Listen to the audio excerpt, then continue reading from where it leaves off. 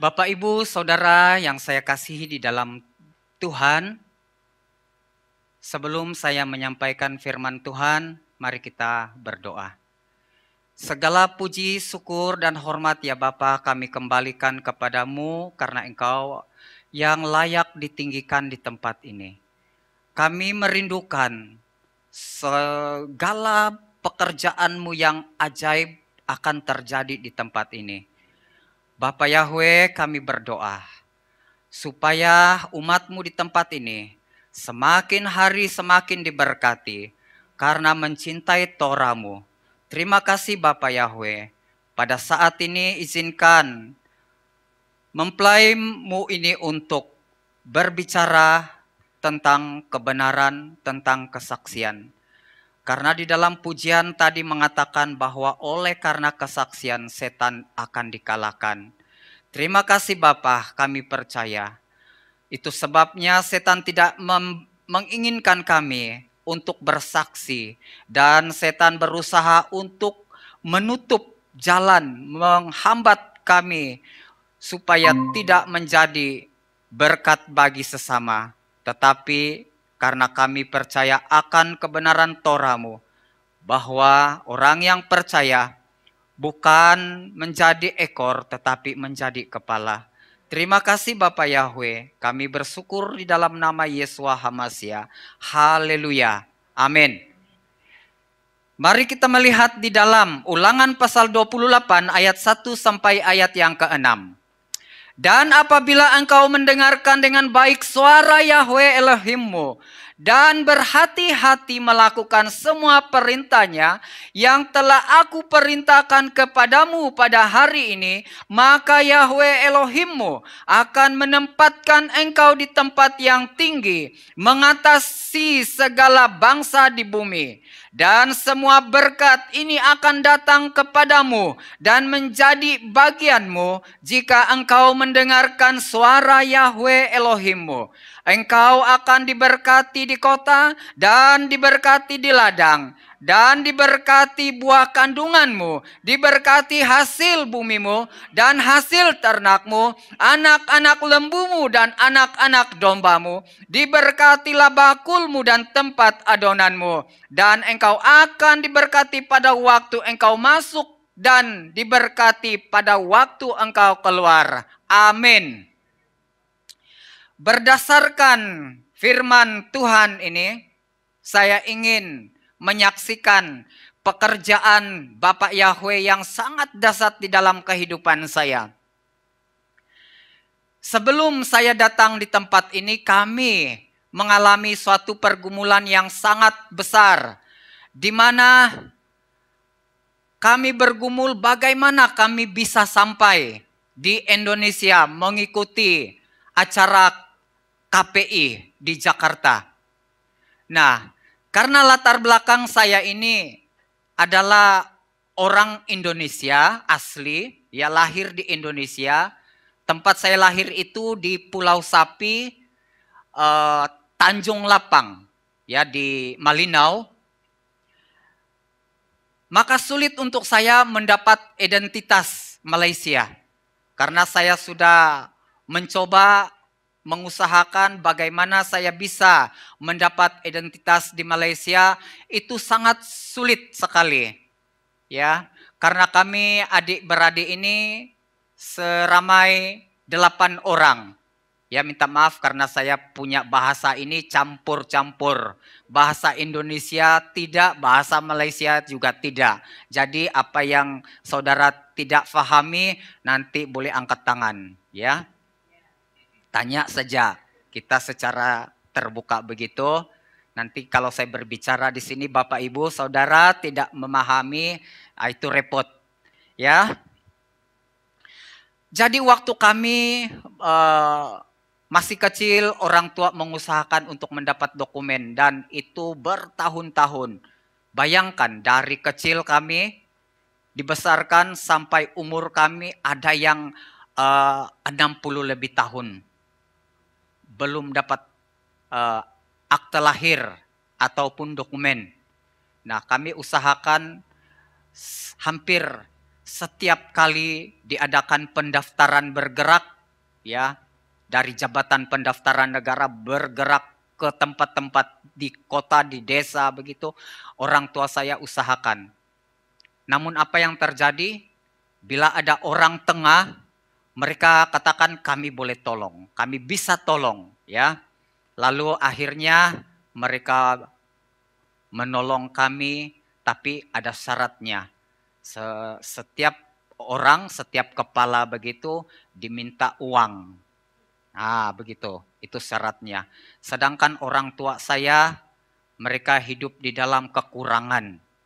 Anak-anak kecil, ramai ataupun banyak begitu, di dalam tanggungan yang berat, akhirnya hidup itu semakin sulit. Nah, apalagi kami sudah membesar dan orang tua menyekolahkan kami. Semua kami sekolah dan semuanya pinter-pinter di sekolah. Tetapi sayangnya saudara, walaupun kami pintar begitu, tetapi tidak ada peluang, tidak ada kesempatan untuk kami meneruskan pelajaran yang lebih tinggi lagi. Ya, jadi kami tidak putus asa, kami coba juga begitu, namun tidak dapat. Sampai pernah Pak Lukas membawa nama-nama kami ini, adik-beradik ini, dibawa ke tembok retapan untuk didoakan di sana. Nah, adanya saya di tempat ini bersama istri itu seperti mimpi.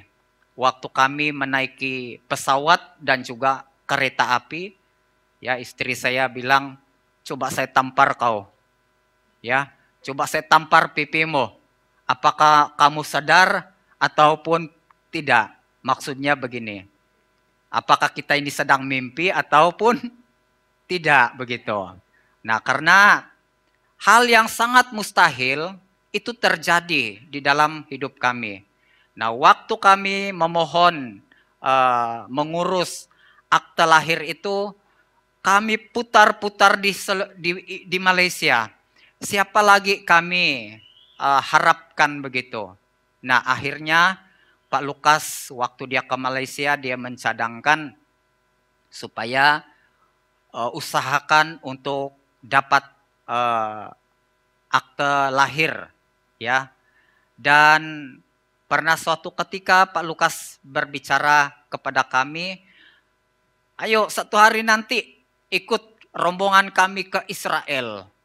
Nah, biasa sebelum ini di pola kita, di pola lama kita itu yang lama, bila seseorang mengajak kita ayo ke Israel, terus kita pikir apa? Kita pikir uang, betul. Kita pikir kesulitannya. Nah, bila kami setiap kami mendengarkan khotbah baik dari Pak Lukas, Pak Nino dan beberapa rekan yang lain, itu betul-betul mengubah cara berpikir. Karena kalau cara pola pikir kita itu tidak dirubah, itu yang menentukan masa depan kita.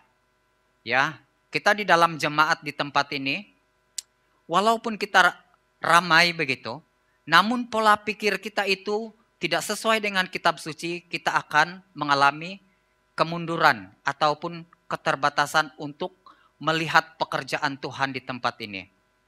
Ya, kalau pola pikir kita itu dirubah sesuai dengan kitab suci, maka perkara-perkara ajaib itu akan terjadi, pasti terjadi. Amin, saudara. Yang penting kita harus kembali kepada firman Tuhan tadi. Amsal pasal yang ketiga, ayat 5 sampai ayat yang ke-10. Kenapa saya menyanyikan lagu ini? Karena sakingnya saya sangat senang dengan lagu ini. Dengan ayat ini. Dari kecil saya dididik oleh orang tua, lagu ini sudah menjadi kesukaan saya. Ya. Percayalah kepada Yahweh, ya, dan jangan menganggap dirimu bijak menurut pikiranmu sendiri. Akuilah dia. Nah, di dalam ayat tadi mengatakan kalau kita betul-betul berjalan mengikuti Torah Yahweh, Apa yang kita kerjakan pasti dibuat Bapak Yahweh berhasil. Amin. Ini janji Tuhan. Ya, janji yang sangat indah dan luar biasa bagi orang yang melakukan Torah Yahweh. Begitu juga di dalam Ulangan pasal yang ke-28 ayat 1 sampai ayat yang ke-8. Nanti saya akan tambah 2 ayat ini. Ya, karena di dalam kesaksian saya akan menyentuh ini. Dan apabila engkau mendengarkan dengan baik suara Yahweh Elohimmu dan berhati-hati melakukan semua perintahnya yang telah aku perintahkan kepadamu hari ini, maka Yahweh Elohimmu akan menempatkan engkau di tempat yang tinggi, mengatasi segala bangsa di bumi. Dan semua berkat ini akan datang kepadamu dan menjadi bagianmu jika engkau mendengarkan suara Yahweh Elohimmu. Yang pertama, bagaimana kita diangkat oleh Bapak Yahweh dari bangsa-bangsa yang ada di bumi ini. Yang pertama harus kita lakukan, harus kita patuhi, taati, yaitu belajar mendengarkan suara Tuhan. Amin. Belajar mendengarkan suara Tuhan artinya kita ada penundukan diri. Ada seorang anak kecil di dalam kitab suci yang bernama Samuel. Ini adalah teladan yang sangat luar biasa. Walaupun dia masih kecil, apabila Bapak Yahweh memanggil dia, dia mendengarkan. Ya. Sehingga waktu itu Imam Eli memikirkan, menyangka bahwa anak ini ya mengigau begitu. Nah, sehingga 3 kali Bapak Yahweh berbicara kepada dia, dan akhirnya Samuel ini terus dibimbing hidupnya oleh Bapak Yahweh sehingga dia menjadi seorang yang tunduk dan taat kepada Tuhan. Ini adalah karena mendengar suara Yahweh Elohim. Di dalam kehidupan saya selama ini, saya melayani Tuhan itu bukan dari latar belakang orang yang baik ataupun orang yang pintar. Saya mengikuti Bapak Yahweh ini ya sejak dari kecil lagi, karena orang tua saya adalah seorang gembala. Namun sayangnya itu di pola lama. Tetapi walaupun di pola lama, tetap saya meyakini bahwa Tuhan itu tidak pernah berubah. Ya, yang berubah itu adalah manusia yang mengubah-ubah namanya. Nah, waktu di pola yang lama, saya dibesarkan dan akhirnya saya disekolahkan oleh seorang pendeta dari Malang, ya, seorang pendeta dari Malang, orang Indonesia, orang Chinese, orang Cina kalau ya, di Malaysia. Dia menyekolahkan saya sangat bersyukur. Karena kalau di sekolah teologi itu, bayaran untuk masuk sekolah itu bukan suatu perkara yang sangat mudah untuk kita perolehi. Nah, dengan kesungguhan hati orang tua saya melayani Tuhan, akhirnya saya digerakkan untuk masuk di dalam sekolah teologi. Saya sekolah teologinya itu bukan juga terlalu lama, hanya 2 tahun saja. Ya, saya masuk sekolah 2 tahun dan saya belajar. Pada waktu saya sekolah, saya punya dosen itu banyak yang dari luar negara, yang orang sebut dosen terbang. Ada yang dari Indonesia, kalau kita dengar itu nama Dr. Daud Susilo, ya, itu dari Universitas Duta Wacana. Dia juga satu di antara dosen saya dan dia ini ahli penterjemah kitab suci. Dan dosen-dosen saya yang lain itu adalah profesor dari Jerman, ada yang dari universitas yang ada di Amerika dan banyak tempat. Mereka ini sebenarnya sudah kenal nama Yahweh. Waktu kami belajar, mereka cerita kepada kami bahwa nama Tuhan Israel itu adalah Yahweh. Ya. Cuma mereka katakan, sebab kami tanya, kenapa nama Tuhan kita itu seperti ini, itu si A itu. Lalu mereka bilang ke kami, ini sudah dirubah oleh Lembaga Alkitab Indonesia. Jadi Kristen di seluruh Indonesia dan di Malaysia ya harus menggunakan nama itu. Nah, karena mengapa saya bertanya tentang nama Tuhan? Karena sejak kecil saya tanya kepada bapak saya, karena dia seorang gembala. Waktu itu saya selalu baca kitab suci. Ya. Kadang-kadang saya baca kitab suci itu sampai jam 2 subuh. Dari malam sampai jam 2 subuh. Saya betul-betul suka dengar firman Tuhan. Ya, kalau di sekolah dulu bukan sekolah teologi, tetapi di sekolah rendah, di sekolah menengah itu kitab suci saya sisip di bawah bantal. Karena saya betul-betul senang sekali membaca kitab suci. Nah, saya pelajari kitab suci dan saya tahu bahwa nama Tuhan itu adalah Yahweh. Nah, waktu kami sekolah, ternyata mereka sudah tahu nama Yahweh. Di dalam sekolah teologi tempat saya belajar itu, mereka juga ada belajar bahasa Ibrani. Itulah sebabnya sampai hari ini saya masih ingat lagu Ibrani yang masih menjadi kesukaan saya. Hava nagela hava nagela hava. Nah, itu. Nagela wimismeka. Dan macam-macam lagi. Ada haleluya la olam. Haleluya, yasiru kulam. Paling-paling pun itu lagu yang menjadi kesukaan saya selama saya melayani Tuhan. Saya belajar juga bahasa Ibrani di seminari.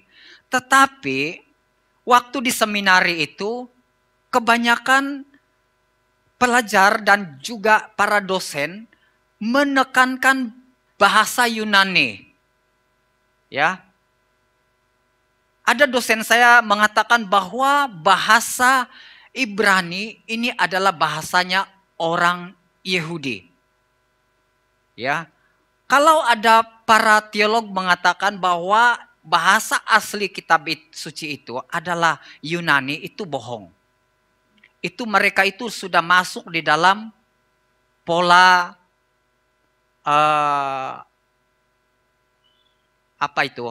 Helenisasi, ya, masuk di dalam Helenisasi, yaitu mengubah yang dari Ibrani ke Yunani. Betul Pak Nino? Nah, ini yang terjadi di seminari. Nah, dengan berjalannya waktu, saya keluar dari seminari dan ada seorang dosen dari Amerika, dia katakan kepada saya, sebelum 1 minggu sebelum kami mengadakan wisuda, dia katakan begini, nanti kamu akan keluar di pelayanan, jemaat yang akan kamu khotbahkan itu lebih 1.000 orang. Lalu saya tidak kurang percaya. Ya, apakah nubuatan ibu ini betul atau tidak? Nah, setelah kami menjalankan wisuda, akhirnya saya ditempatkan di pelayanan. Lalu pihak gereja meminta supaya kami ditugaskan ke tempat-tempat pelayanan. Ada yang di kota, ada yang di desa, di kampung-kampung, ada yang di pedalaman. Lalu waktu diberi penjelasan begitu, ada yang banyak yang angkat tangan begini. Artinya dia coba menolak tawaran. Ya, kalau kita orang yang dengar suara Tuhan, apapun pemimpin atasan kita itu berikan kepada kita, seharusnya kita harus tunduk, betul kan? Tetapi ada yang mengatakan, saya tidak sanggup. Apabila dia mendengar dihantar ke pedalaman yang jauh, yang tidak punya apa-apa, kendaraan sulit, ya, ada tempat-tempat pelayanan yang jalan kaki, naik sepeda, naik perahu. Mereka dengar, mereka tidak sanggup. Tetapi saya punya pergumulan, saya tidak mau dihantar di kota-kota. Nah, waktu mereka mencadangkan bahwa saya dihantar di kota, saya bergumul, tapi saya tidak menolak. Saya bergumul dulu. Tuhan, hati saya mau melayani orang-orang desa, orang-orang di pedalaman. Nah, waktu pengumuman diberikan, ternyata saya dipilih melayani di pedalaman sekali. Ya, hati saya begitu bersukacita karena bagi saya orang-orang di pedalaman itu betul-betul orang yang mengharapkan pertolongan dari Tuhan. Kenapa? Di kota-kota orang itu kebanyakannya sibuk. Tetapi di pedalaman itu walaupun itu sangat mencabar, apabila kita sudah biasa dengan kehidupan mereka, budaya mereka, kita menyelami hidup mereka, di situ mereka hubungannya dengan kita begitu luar biasa dan saya alami itu. Waktu saya diantar di suatu tempat pelayanan dan sidang yang dipercayakan untuk saya layani itu ada 6. 1 di kota dan 5 di pedalaman. Dan untuk melayani mereka ini saya harus jalan kaki. Padahal waktu kami keluar dari seminari, kami ditanya, kamu mau apa? Kamu mau apa? Maksudnya mau apa itu? Yaitu kendaraan apa yang kamu mau? Naik mobil, menggunakan perahu, menggunakan sepeda motor, ataupun pilih jalan kaki. Ya, karena kami diberikan keistimewaan, gereja yang kaya, gereja yang mewah, ya gereja boleh-boleh saja membiayai keperluan para gembala-gembala waktu itu. Saya memilih jalan kaki. Ya, kenapa saya pilih jalan kaki? Saya belum pernah naik motor. Ya, begitu. Saya pilih jalan kaki. Waktu saya masuk di dalam pelayanan di pedalaman, bukan saja jalan kaki, naik sepeda juga dicoba, naik perahu juga dicoba. Dalam hati saya, wah di pedalaman ini hanya jalan kaki saja. Ternyata di pedalaman tempat saya melayani itu menggunakan pengangkutannya sungai, ya, perjalanannya sungai, harus menyeberang mengikuti perahu. Dan setelah sampai di seberang, berjalan kaki. Dan di sana saudara, saya melihat pekerjaan Tuhan sangat luar biasa. Tetapi sebelum Tuhan menyatakan pekerjaan yang luar biasa, kita harus menghadapi berbagai-bagai tantangan, berbagai-bagai kesulitan. Kesulitan yang saya hadapi pertama, saya harus berhadapan dengan orang yang penuh dengan kehidupan lama, yaitu mabuk, judi, dan berbagai-bagai macam kehidupan duniawi. Yang kedua, saya harus hadapi orang-orang yang moralnya sangat rendah. Orang-orang yang tidak punya etika begitu. Nah, waktu saya melayani di suatu gereja, saya melihat ada satu gereja yang cukup lama, tidak terurus. Kalau kita gerejanya besar dari ini, mungkin 2 kali ini, ya, di pedalaman ini. Tetapi anggotanya hanya yang hadir di ibadah itu 20 orang saja. Dan saya memulakan pelayanan, mereka sangat liar, jarang ke ibadah. Yang ada minum-minum, mabuk-mabuk. Ya, itu kegiatan mereka di sana. Dan saya mau seperti apa yang Yesus lakukan, saya coba lakukan. Apa yang saya kerjakan waktu saya masuk di dalam pelayanan, di dalam sidang itu, saya melihat di sekitar desa yang saya layani, di situ banyak sekali babi. Babinya ini dilepaskan, tidak punya kandang. Nah, apabila kandang babi ini tidak ada, kita boleh bayangkan gerejanya terbuka. Babi itu berkeliling gereja. Kalau babinya sudah masuk di kubangan itu, kita harus tahu apa jadi, bagaimana keadaan badannya. Babinya penuh dengan lumpur. Bila dia mengalami gatal badan itu, dia gosok-gosok di dinding gereja. Dan kalau kita lihat, bayangkan dinding gereja itu sangat kotor.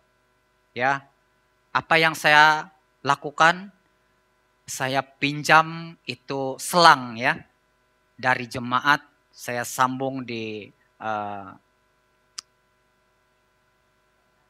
apa itu? Keran air. Ya, kalau Malaysia itu pipe. Ya, jadi saya sambung di kerannya, lalu saya cuci.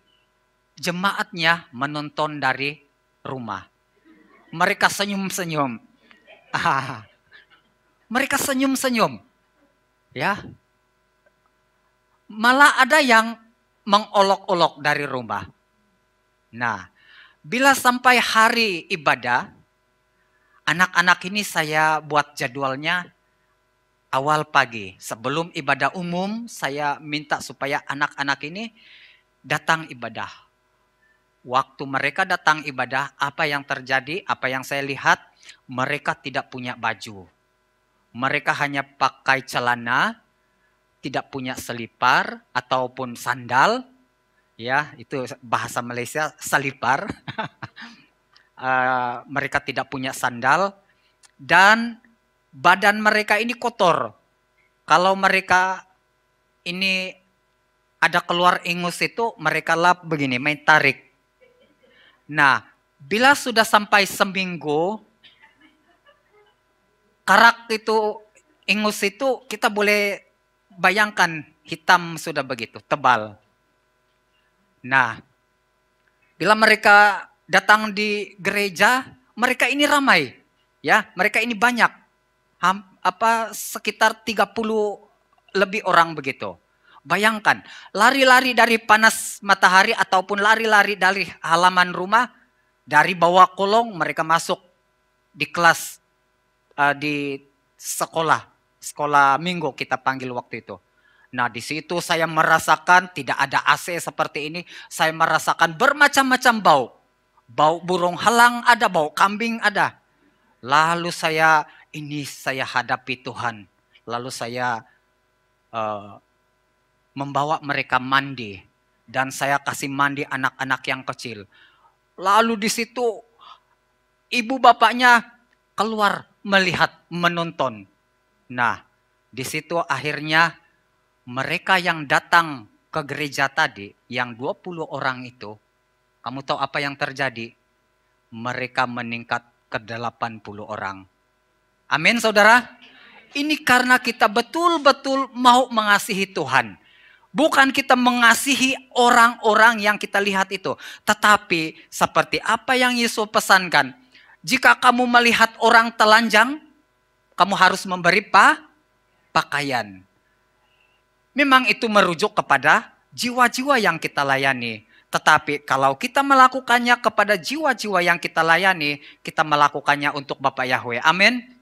Ini yang terjadi. Jiwa semakin bertambah. Nah, di dalam pelayanan saya seterusnya, karena saya dipercayakan 6 sidang, saya masuk di pelayanan-pelayanan di tempat-tempat yang lain. Begitu juga pekerjaan Tuhan yang begitu hebat. Dan saya dipindahkan di suatu tempat lagi, jemaatnya menangis. Menangis begitu mereka tidak mau saya pindah. Karena saya melayani 2 tahun saja, bayangkan. Saya tidak mau berpisah dengan mereka dalam jangka waktu yang begitu singkat. Tetapi karena pimpinan pusat sudah mengatur tempat-tempat, saya tunduk saja. Nah, saya ditempatkan di pelayanan yang baru. Di pelayanan yang baru, cabarannya, rintangannya, tantangannya lebih hebat lagi. Artinya, kita diuji. Semakin kita diuji, artinya Bapak Yahweh memurnikan kita. Amin. Nah, cabaran yang saya harus hadapi di pelayanan yang seterusnya, saya ditentang habis-habisan. Waktu saya berkhotbah, ada 10 jemaat itu sendiri, jemaat yang saya layani. Dalam diam-diam mereka jumpa apa di sini, kalau kami di sana itu yang ketuk palu itu hakim. Mereka jumpa, kalau di Malaysia itu mahkamah. Mereka buat aduan bahwa gembala kami ini berbicara begini. Akhirnya saya dibawa oleh seorang pendeta senior. Saya dibawa ke hakim itu dan dia tanya, betulkah kamu berbicara apa yang kamu sampaikan di dalam gereja saat kamu berkhotbah? Dia katakan, saya katakan begini, saya berbicara sesuai dengan firman Tuhan. Lalu saya bagi ilustrasi.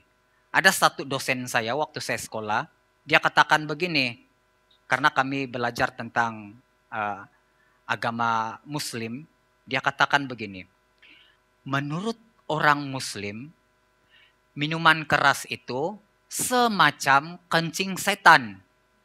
Dia katakan begitu. Jadi itulah sebabnya di dalam Muslim ini, mereka ini anti betul dengan minuman keras. Nah, jadi mereka punya pandangan bahwa minuman keras itu ibarat seperti kencing setan.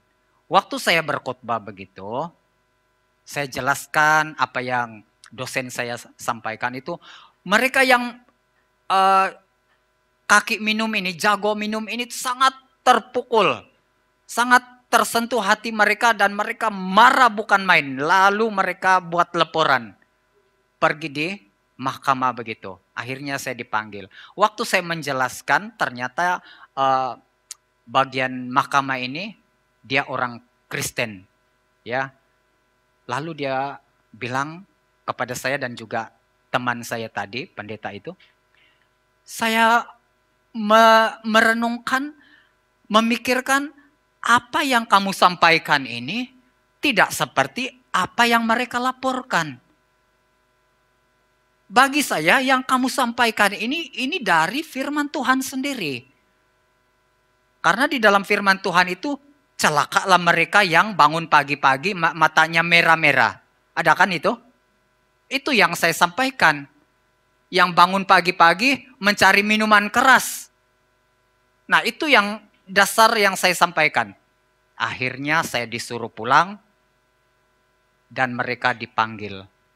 Mereka yang kena. Nah, coba lihat.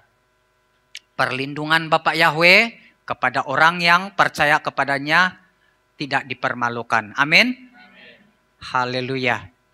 Nah, berjalannya waktu saya melayani jemaat di tempat yang baru, pekerjaan Tuhan mulai sudah terjadi.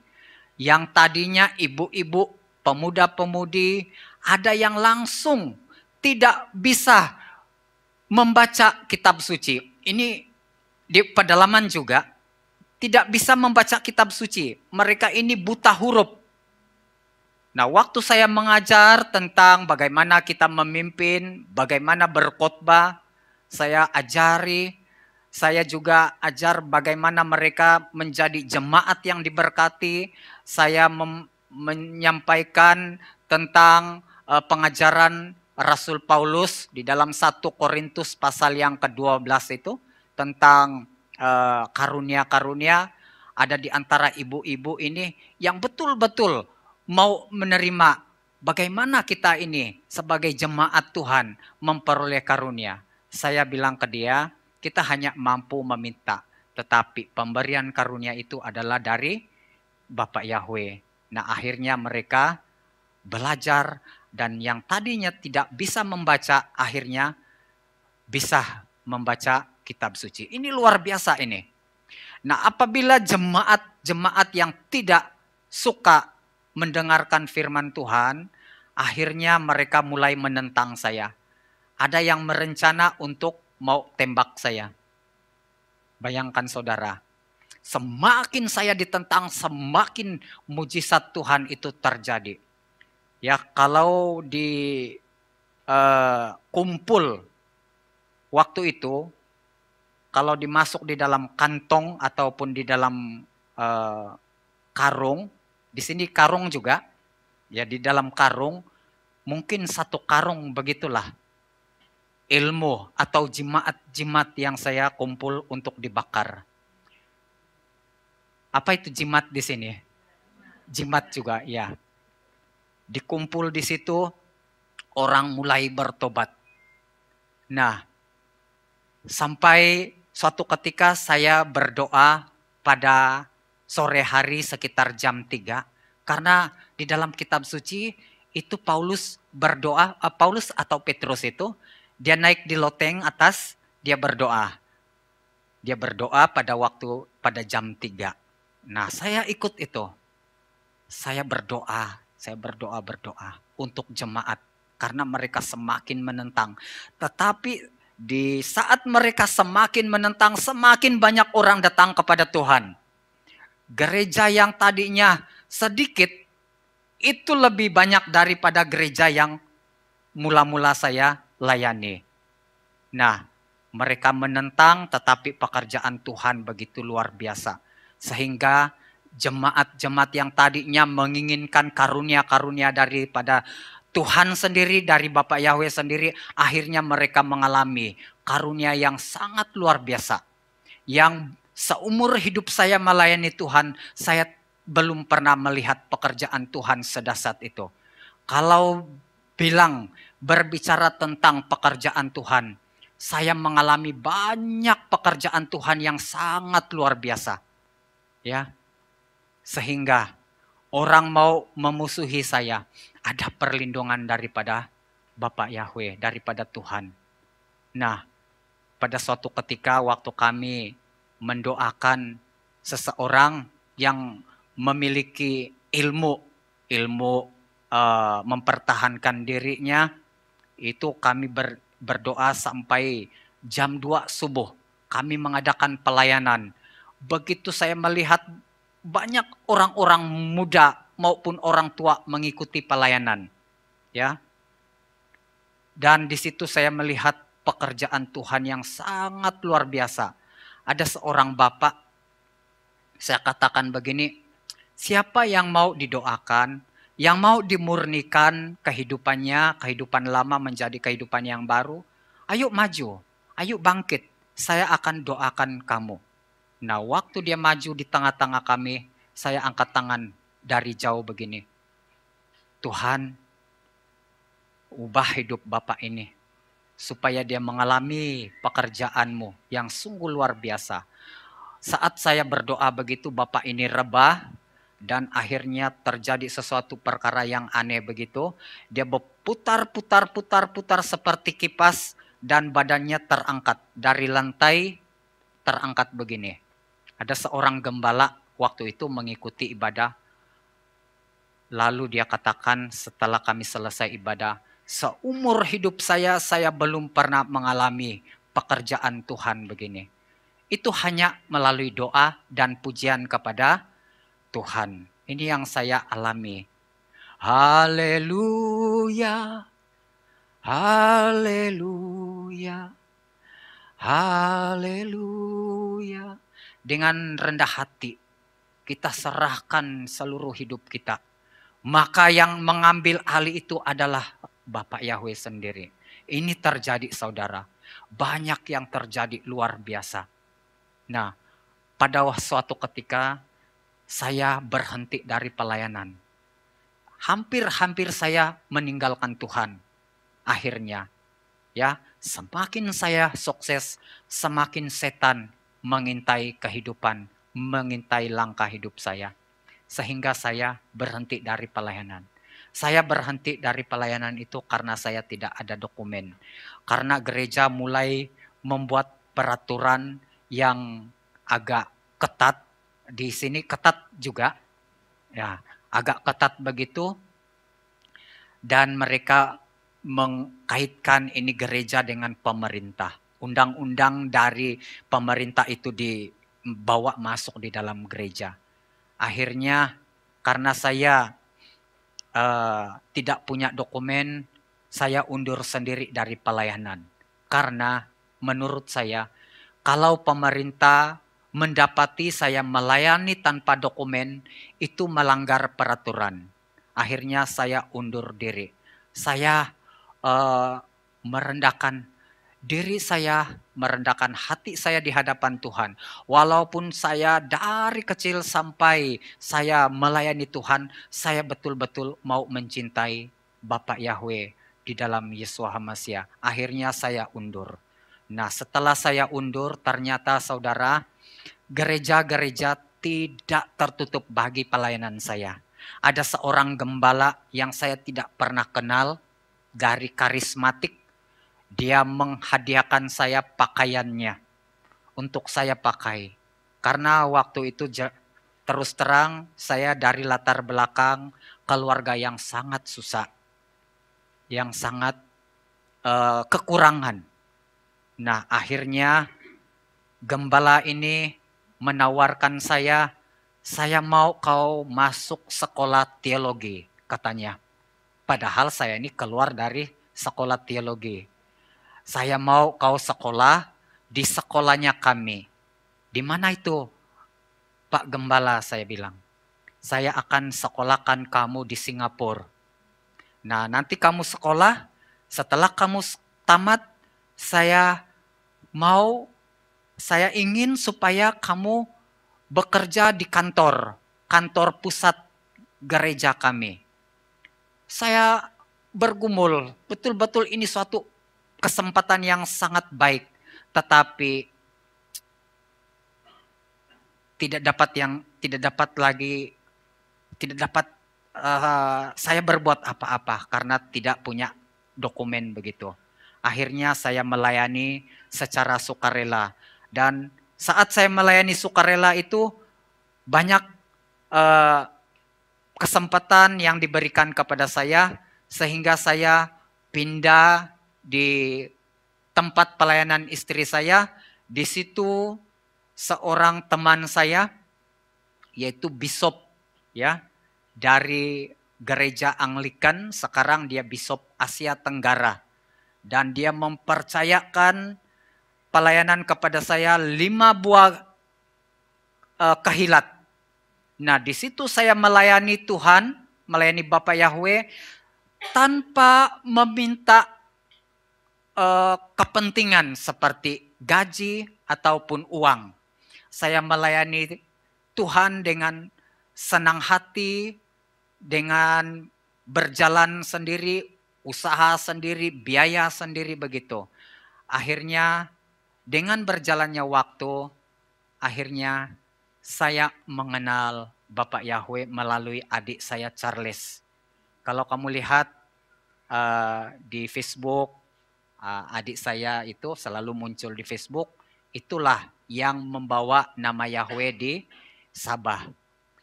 Memang pada mulanya itu saya memang kenal nama Yahweh itu dari bapak saya dan dari kamus sendiri. Saya tanya, Pak, ini nama Tuhannya Israel, kenapa Tuhan kita itu bernama ini dan itu? Oh, lalu katanya ini karena terjemahan dari Lembaga Alkitab Indonesia. Jadi kita ikutlah apa yang sudah ada di kitab suci. Nah, saya tidak mempersalahkan para pemimpin-pemimpin lama itu.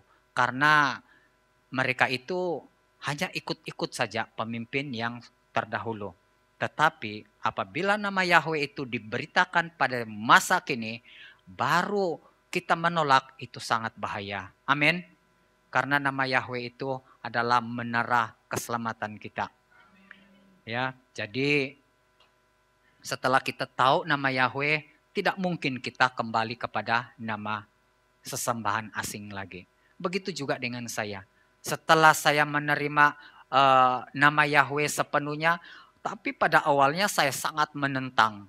Ya, yang saya tentang itu bukan nama Yahweh. Waktu adik saya Charles ini datang ke rumah saya, dia katakan kepada saya, nama Tuhan kita itu bukan ini itu, tapi namanya Yahweh. Lalu saya merasa apa orang bilang di sini, tersaingi. Karena saya orangnya dari sekolah teologi, adik saya ini tidak punya pendidikan apa-apa. Mulanya saya tentang, ini orang ini tidak belajar sekolah teologi ini berani-berani mau memberitakan nama Tuhan dan pengajaran-pengajaran seterusnya kepada saya. Apalagi itu menyentuh tentang doktrin, Tritunggal, dan macam-macam. Nah, akhirnya saya memikirkan kalau yang dia sampaikan ini salah, menyesatkan, tapi nama Yahweh ini nama Tuhan Israel. Nah, itu yang membuat saya tidak terus mengeraskan hati saya. Akhirnya dengan berjalannya waktu, saya belajar terus belajar dari channelnya Pak Lukas. Nah, waktu itu saya belum kenal channelnya Pak Nino. Lama kelamaan akhirnya saya mulai tahu, sudah belajar buka YouTube. Nah, setelah saya buka YouTube, akhirnya saya pun jumpa ketemu dengan channelnya Pak Nino. Ya, dan saya mengenal Pak Nino itu melalui YouTube-nya dia. Dan waktu saya mendengar khotbah Pak Nino ini, wah, ini mantap ini. Dulu sebelum saya dengar channelnya Pak Nino ini, khotbah-khotbahnya Pak Lukas dan Pak Yakub itu yang menjadi kesukaan saya. Ya, kalau khotbah Pak Lukas itu atau Pak Yakub itu, satu khotbah itu saja saya boleh putar 3 kali dalam sehari. Makan dengar khotbah, ya, baring dengar khotbah. Ya. Nah, dengan berjalannya waktu, akhirnya kami melakukan pekerjaan Tuhan itu di kampung, dan dengan berjalannya waktu akhirnya saya tergerak hati. Kalau saya terus bergantung dengan Pak Charles saja, mana mungkin saya bisa bertumbuh di satu tempat, sedangkan tempat kampung istri saya ini jauh sekali. Akhirnya saya ada gerakan di hati saya. Waktu Pak Lukas datang ke Malaysia, saya katakan, Pak Lukas, ada satu tempat yang ada potensi untuk dibangun kehilat nanti. Lalu katanya di mana? Di Telupin. Amin. Itu yang dia katakan. Amin. Nah, dengan berjalannya waktu, akhirnya Tuhan, Bapak Yahweh terus melakukan pekerjaan di dalam pelayanan saya.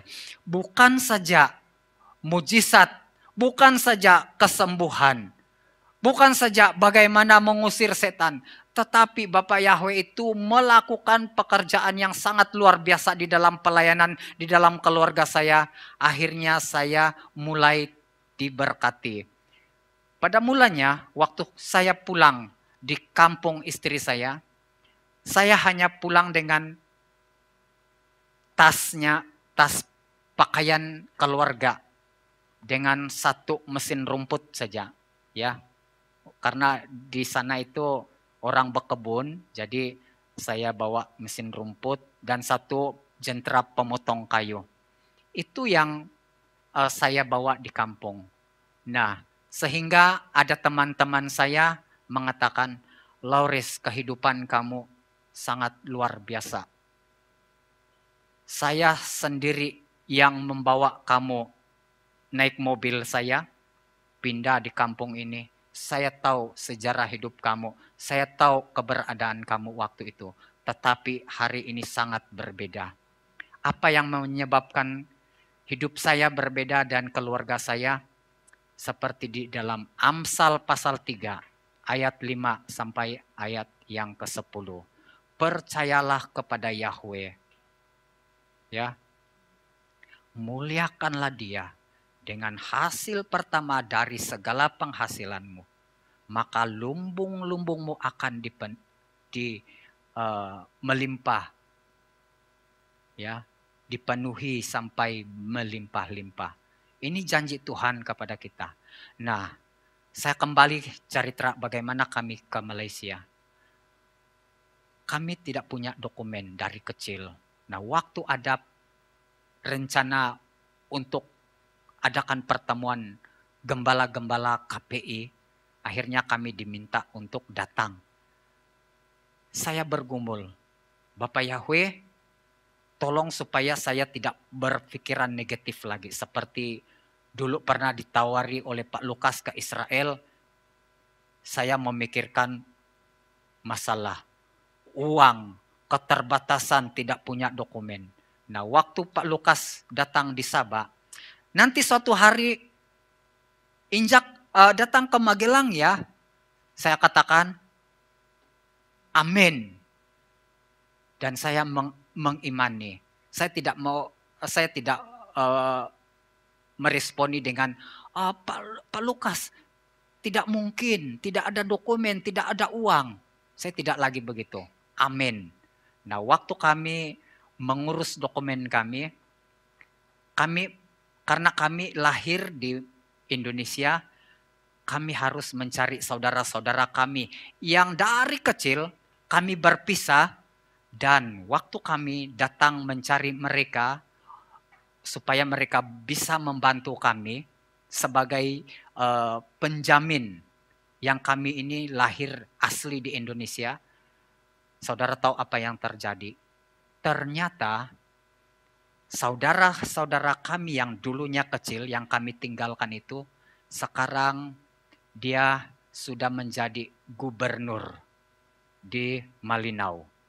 Dan adiknya ini sebagai bendahara negara, ya, bendahara di dalam keuangan pemerintahan Indonesia. Dan adiknya yang lain-lainnya itu mereka juga punya kedudukan yang besar, yang tinggi.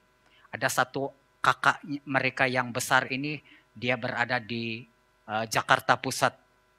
Dan dia sebagai seorang kepala sekolah teologi, ya, sekolah tinggi teologi di Jakarta. Dan ini menjadi misi kami pada masa akan datang ini. Waktu kami ke tempat mereka tinggal, menginap di rumah mereka, akhirnya sempat juga mereka bertanya, ya, tentang iman kami. Sempat juga kami kongsikan tentang nama Yahweh kepada mereka. Mereka terkejut, saudara.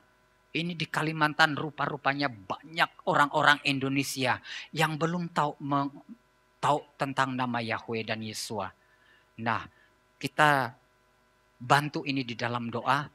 Dengannya Bapak Yahweh mengizinkan kami memiliki identitas di Indonesia ini supaya kami bisa memberitakan Injil baik di Malaysia maupun di Indonesia. Amin, saudara. Ini yang menjadi pergumulan kami selama ini. Nah, coba lihat, saudara. Apabila kita setia kepada Tuhan, dari kita kecil, kita tidak mengandalkan manusia. Kita belajar berjalan bersama Bapak Yahweh. Peka mendengarkan suara Tuhan. Itu yang harus terjadi di dalam hidup kita. Ya, pernah suatu kali waktu saya punya pergumulan yang berat bersama adik saya Charles, ya, saya tanya ke Pak Nino, dan satu kata yang Pak Nino pesan kepada saya, Lauris, kamu belajar mendengarkan suara Tuhan. Belajar peka terhadap suara Tuhan. Nah, di sini saya mengambil suatu sikap. Saya mau belajar.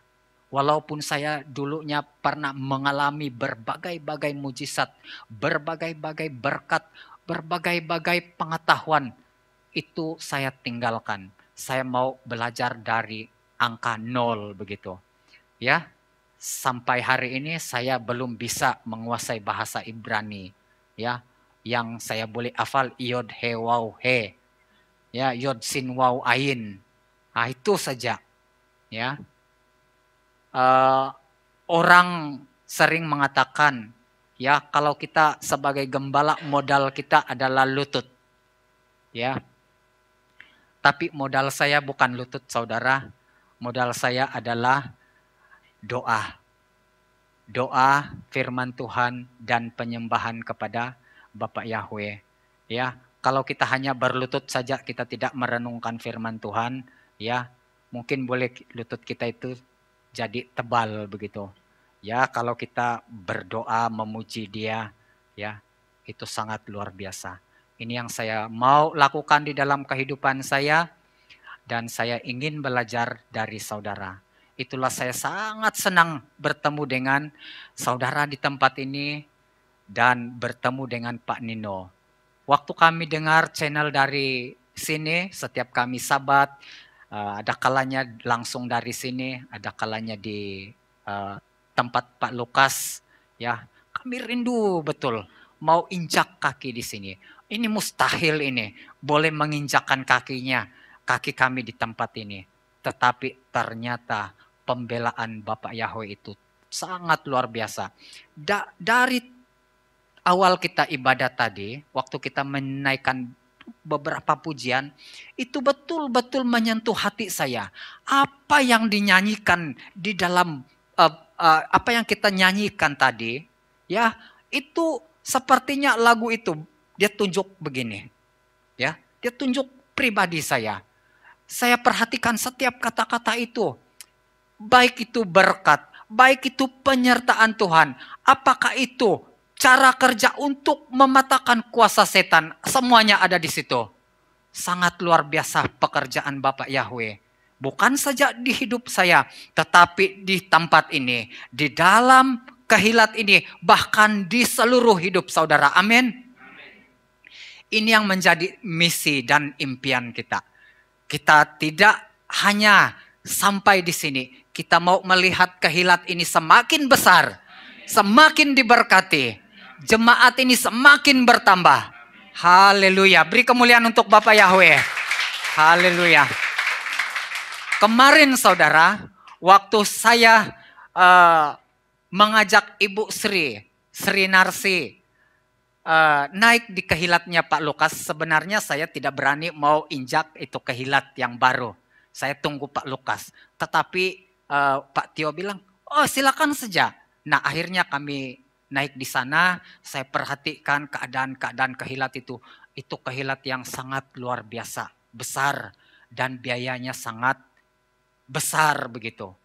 Lalu Ibu Sri kongsi sedikit ke kami tentang pembangunan kehilat itu.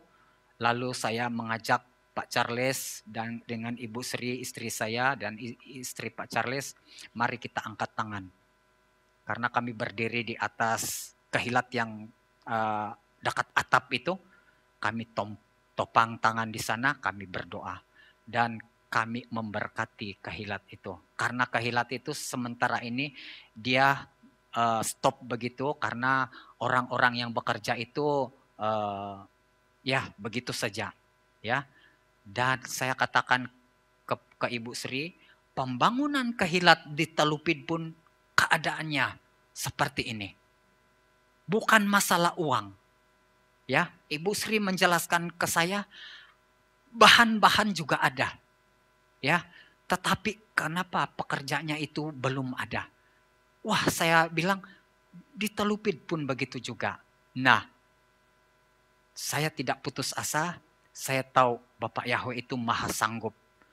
Nah, pelayanan di Telupin sekarang ini hampir-hampir mau selesai. Walaupun tukang bangunan yang saya harapkan itu meneruskan, tetapi mereka belum datang. Ya, bila ada kontraktor lain masuk untuk mau sambung kerja, mereka larang. Kami tetap mau ambil kerja ini. Wah, kalau begitu tidak apa, kami jalankan saja. Akhirnya saya bawa anak-anak saya dengan saya lah yang pasang atap kahilat itu.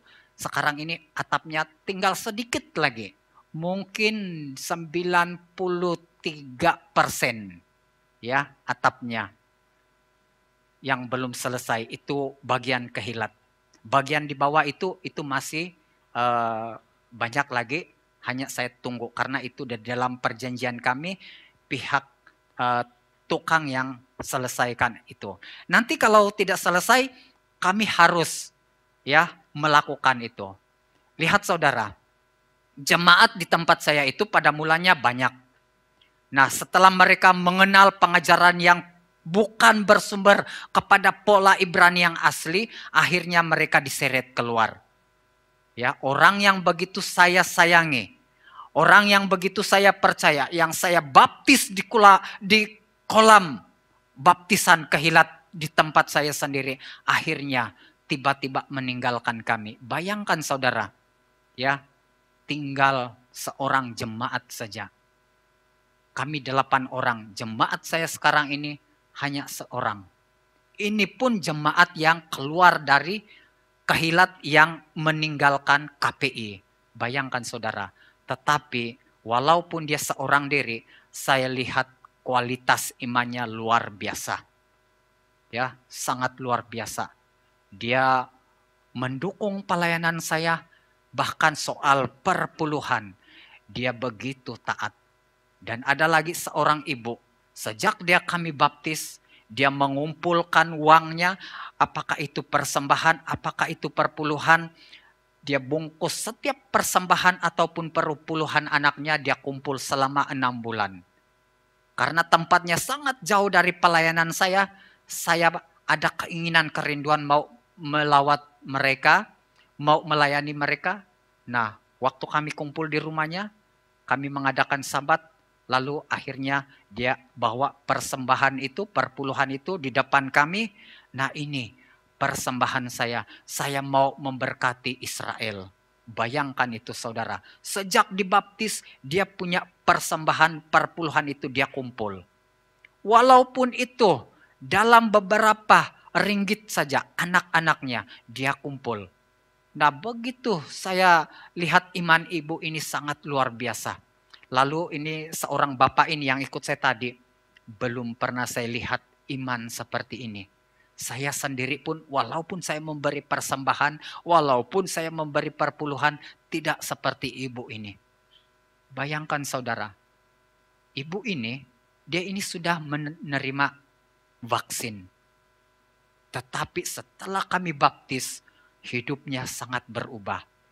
Jadi, apabila ada orang di sekitar kita yang sudah menerima tanda itu, Pak Lukas katakan, jangan kita menghakimi. Kita doakan mereka, larang mereka supaya jangan menerima tanda itu lagi. Nah, pekerjaan seterusnya kepada orang yang sudah terlanjur menerima itu haknya Bapak Yahweh.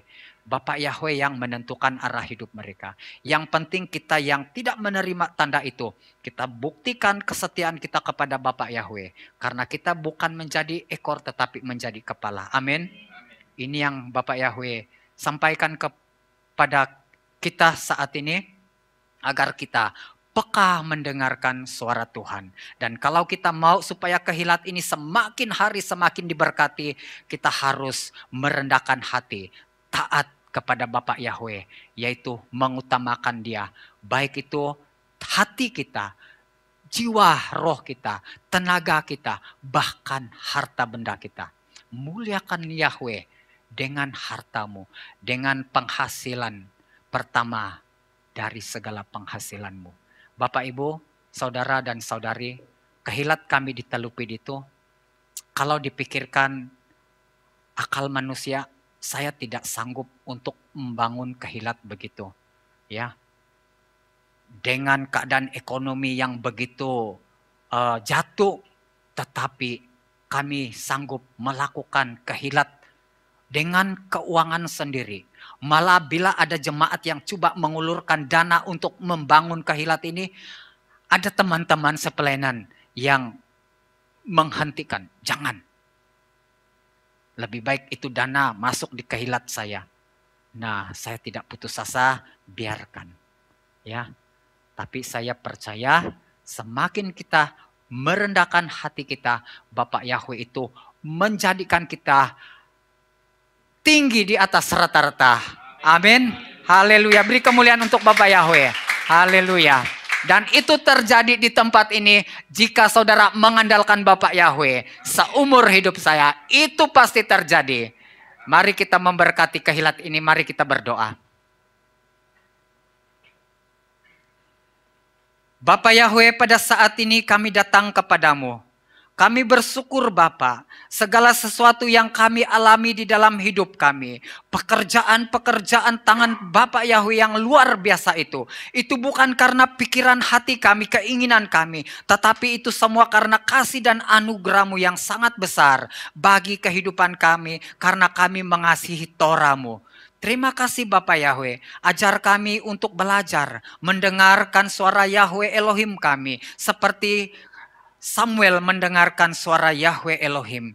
Terima kasih Bapak Yahweh. Bapak, saat ini kami bersehati berdoa supaya kehilat dan jemaat-jemaat di tempat ini, gembala di tempat ini akan Engkau berkati jauh lebih berkuasa, lebih hebat, lebih ajaib, dan mengasihi Engkau Bapa Yahweh. Dan kami ingin melihat pekerjaan Tuhan itu terus-menerus terjadi di tempat ini.